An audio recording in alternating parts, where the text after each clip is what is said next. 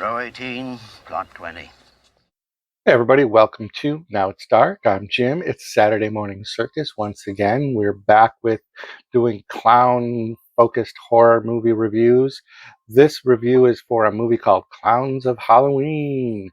It was a 2020 film. It's only 1 hour long, has a really, really low IMDb rating, so I don't even want to tell it because it's deserving of more. There was only 25 reviews at the time that I filmed this, so just take it with a grain of salt. This was written and directed by Dustin Ferguson, and writing credits also to John Kelza. Hope I'm saying that right. This is a horror anthology, actually, with 3 creepy clown horror stories woven into one. Over the month of October through Halloween, I did watch a lot of anthologies, and this one didn't disappoint, actually. It's really good. It's fast. It's only 1 hour, and it only has 3 stories, so it's very, well paced. For me, it worked really well.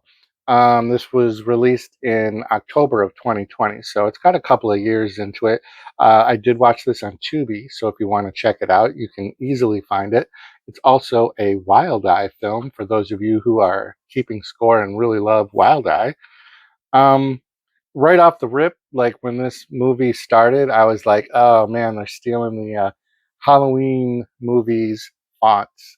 Halloween 78 and beyond, they have a very distinct font and color style and filtered lens of fields of corn and pumpkins and things. And they do that in this. It's very nice, actually. It wasn't an annoying ripoff or anything like that. It's a very good opening credit scene. I did like that. This first story was called House of Giggles, and I think Giggles had his own movie. I didn't take the time to research this out, but Giggles looked very, very familiar. Either had his own movies, maybe even called Giggles. If somebody knows, leave a comment down below for me and let me know because I'm sure I recognize Giggles. The highlights of this might have been the Spirit Halloween cameo, but my initial was like, oh, hey, a Spirit Halloween, cool. But then we did this extensive montage of Halloween costume shopping by a couple of girls. Um, so it went a little bit too long. And, it's a quick story, though, other than that montage. That's the problem with kind of like these low budgety films is that we get these little musical montages that eat up a lot of time. And when you're only doing a 1 hour film, it takes away from the story slightly.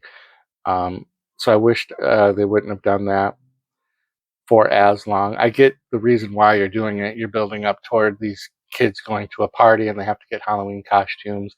There's some inconsistencies with the characters. Uh, some of the hot girls are being invited to a party by some of the nerdy guys, but then everybody ends up at the party anyways, and then Giggles is there, and then chaos ensues, and yada yada yada. The second story, I didn't get the name of it. It popped up on screen, and I forgot that I was taking notes, which is not a bad thing. If I start watching a movie and I forget that I'm taking notes for a review, that's good. That means I'm usually probably into the movie. But this one had a clown doll, so that's cool. I love myself some horror dolls, and then if you make it a haunted clown doll, even better. Love it, love it, love it. There are a bunch of clowning nightmares, and this also had a Halloween party that featured a Ouija board. So, like, hits all my horror check marks. Ouija board, clown, haunted doll. Yeah, I was in like orgasmic heaven for this part of the movie. And then the third story was Deadly Pre. Man, my handwriting really sucks. So this is another bad precognition. I don't know. It had to do with a theme park, though, which is cool. Another cool horror movie Halloweeny tropiness is to have like an amusement park or theme park type setting. The clown character in this one had a very oversized plastic, just regular plastic, like kid clown type looking mask. Very cool. All of the effects are pretty much practical with very little CGI, but like the kills are the standard low budgety kills, stabs that look like they go to the side of somebody's body, blood that squirts like it's coming out of a ketchup bottle. But if you're fine with that kind of stuff, this movie is good for that. Like I said, it's only an hour.